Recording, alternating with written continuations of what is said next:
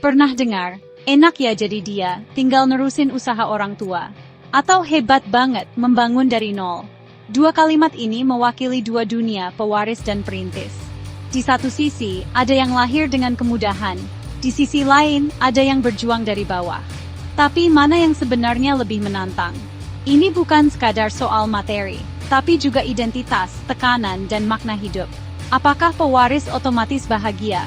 Atau justru perintis yang lebih puas karena merasakan perjuangan? Keduanya punya tantangan dan beban masing-masing. Mari kita bedah sisi psikologis menjadi pewaris dan perintis tanpa menghakimi. Karena pada dasarnya kita semua adalah perintis atau pewaris dalam hidup, entah mewarisi nilai atau merintis jalan baru. Di balik kemewahan pewaris, ada perjuangan membuktikan diri. Di balik kegigihan perintis, ada risiko kelelahan mental. Siap membuka mata? Mari mulai perjalanan ini. Siapa sebenarnya perintis dan pewaris dari kacamata psikologi?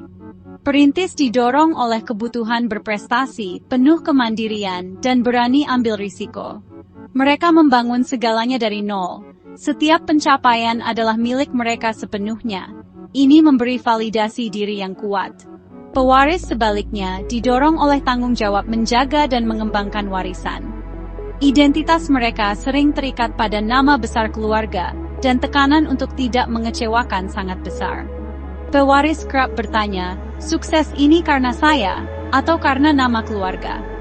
Perintis bermodal grit, kegigihan dan resiliensi. Pewaris punya modal sosial dan jaringan, tapi harus membuktikan nilai diri. Keduanya menghadapi tantangan psikologis unik. Bukan soal siapa lebih baik, tapi bagaimana mereka menavigasi peran dan tekanan masing-masing. Mari kita lihat lebih dalam tantangan mereka. Banyak yang mengira jadi pewaris itu mudah. Fasilitas, modal, jaringan sudah tersedia. Tapi tekanan psikologisnya luar biasa. Ekspektasi keluarga dan sosial membayangi setiap langkah. Pewaris harus membangun identitas di tengah bayang-bayang kesuksesan pendahulu. Mereka ingin diakui karena kemampuan sendiri, bukan sekadar status. Studi menunjukkan, pewaris sering mengalami kecemasan tinggi, takut gagal dan mencoreng nama keluarga. Kegagalan bukan sekadar kerugian pribadi, tapi bisa terasa seperti mengkhianati warisan. Mereka juga menghadapi dinamika keluarga yang rumit dan resistensi terhadap inovasi.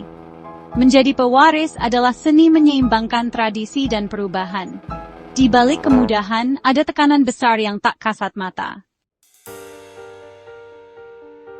Perintis sering dipuja sebagai pahlawan yang membangun dari nol. Kekuatan utama mereka adalah grit, gairah dan kegigihan mengejar tujuan jangka panjang. Setiap keberhasilan terasa bermakna karena hasil keringat sendiri.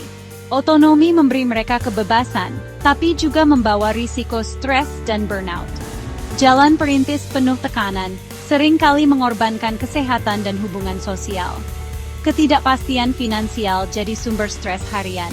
Founder syndrome juga mengintai, sulit mendelegasikan, merasa hanya diri sendiri yang bisa.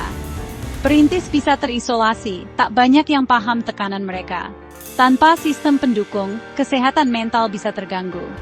Di balik kisah heroik, ada sisi gelap yang harus diwaspadai. Setiap peran punya sisi gelap. Pewaris kadang terjebak dalam sangkar emas. Materi ada, tapi merasa terpenjara secara psikologis. Menjalankan bisnis keluarga tanpa gairah bisa menimbulkan kehampaan. Ada risiko mentalitas berhak, sulit berempati, dan mudah membandingkan diri. Perintis pun tak luput, ambisi berlebihan bisa mengorbankan keluarga dan tim. Founder syndrome bisa membuat mereka jadi penghambat pertumbuhan. Kegagalan bisnis bisa menghancurkan identitas perintis, memicu depresi. Baik pewaris maupun perintis harus sadar akan sisi gelap ini. Keseimbangan hidup dan kesehatan mental adalah kunci.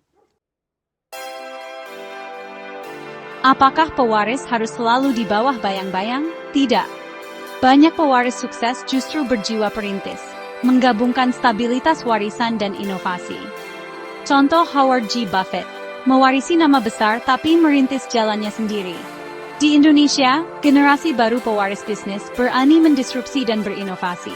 Mereka menjadi entrepreneur, perintis di dalam struktur yang sudah ada. Kunci sukses, self-leadership, kesadaran diri, dan resiliensi menghadapi perubahan. Status pewaris bukan batasan, tapi fondasi untuk melompat lebih tinggi. Pewaris bisa membangun legasi baru yang unik.